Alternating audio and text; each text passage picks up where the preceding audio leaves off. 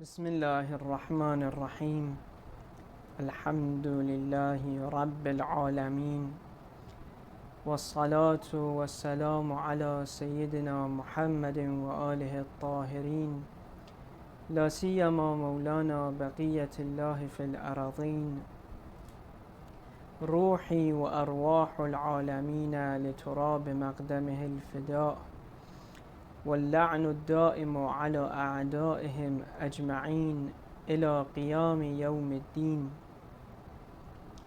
اللهم كل وليك الحجة ابن الحسن صلواتك عليه وعلى آبائه في هذه الساعة وفي كل ساعة وليا وحافظا وقائدا وناصرا ودليلا وعينا حتى تسكنه أرضك طوعا وتمتعه فيها طويلا وهب لنا رأفته ورحمته ودعاءه وخيره وامنن علينا برضاه.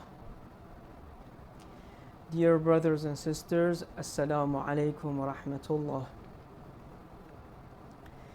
In the last session talks, we reached the main cause of the enmity of those cruels in the army of Umar ibn Sa'd, which was abandoning the wilayah of Amir al-Mu'mineen alayhi salam. And one of the reasons for forgetting this principle was the impure coins of Muawiyah and Yazid and the greed to the glitter of this world. But the question is, how could this crowd of people be fooled like this to sell the permission of entry to heaven in front of some pieces of gold and silver?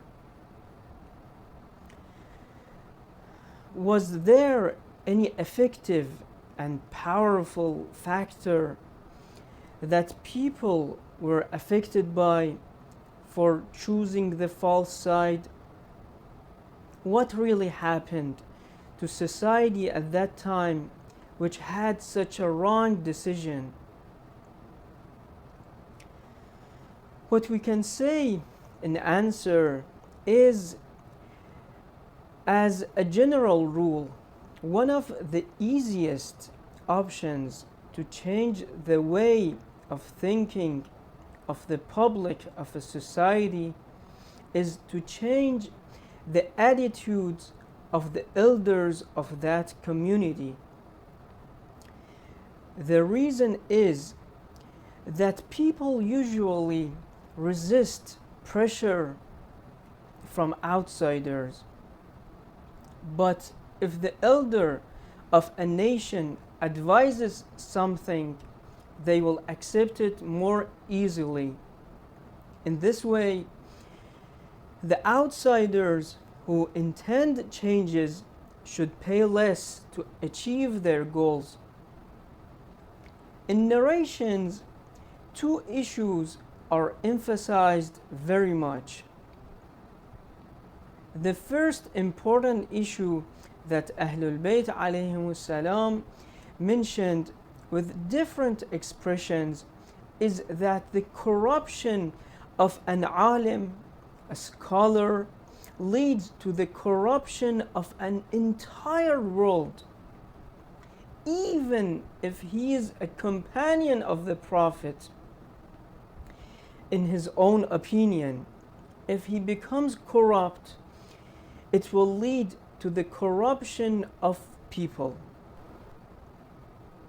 Now, let them fake hadith from Prophet.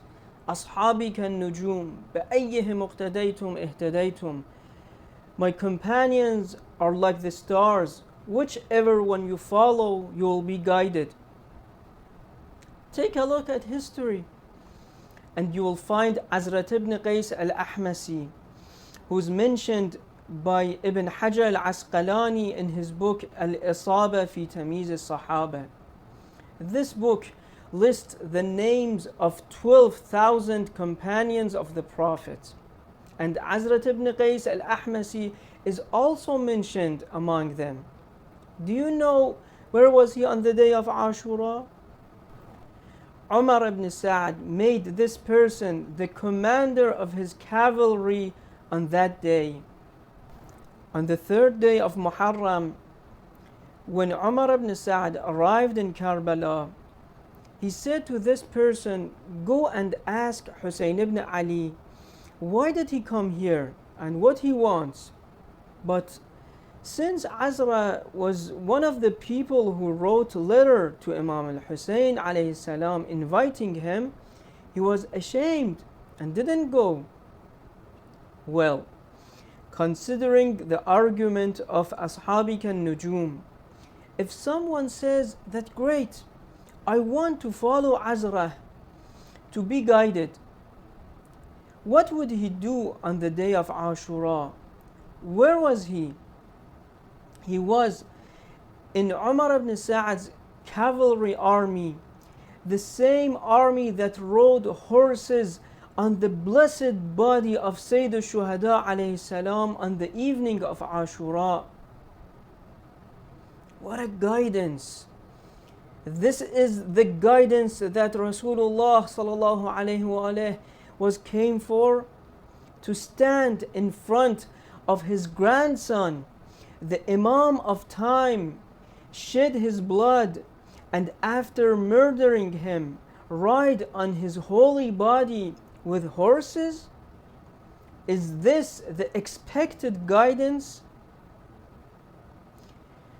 Or Abdul Rahman ibn Abi Subrah, he was also among the companions of Rasulullah sallallahu alaihi wasallam, but on the day of Ashura, he became the commander of the Midhaj and Asad group.